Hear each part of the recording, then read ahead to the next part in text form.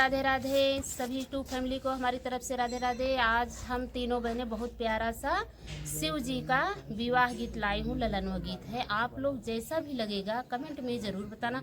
और मेरे प्यारे भैया बहन जो भी नए हो प्लीज़ सब्सक्राइब कर ले, और पुराने हो तो लाइक ज़रूर करिएगा। लाइक सब्सक्राइब करना मत भूलिएगा, और प्यारा प्यारा सा कमेंट करते रहिएगा आप लोग। और ये गाना तीनों चैनल पर जाएगा, तीनों बहन के चैनल पर जाएगा। और गीत भैया पूरा आप लोग वॉच करके सुना तभी आनंद आएगा। अगर मत सुनो तो मत सुनो, स्किप मत करना प्लीज। पूरा भर भर के support आप लोग पूरा करना। सपोर्ट करिएगा। अरे गौरा जे कहली सुना महादेवा, अरे सुना महादेवा, अरे सिंदूरा ले आया चटको रे ललनवा, अरे सिंदूरा ले आया चटको रे ललनवा, अरे गौरा जे कहली सुना हो महादेवा,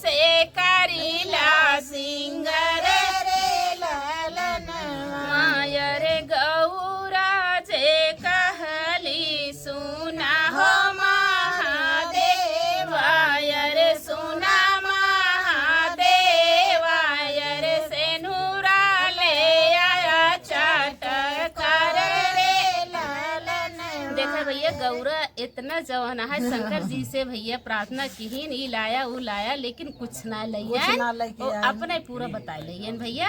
और गीत कैसे लगा कमेंट में जरूर बताना। मिलते हैं नेक्स्ट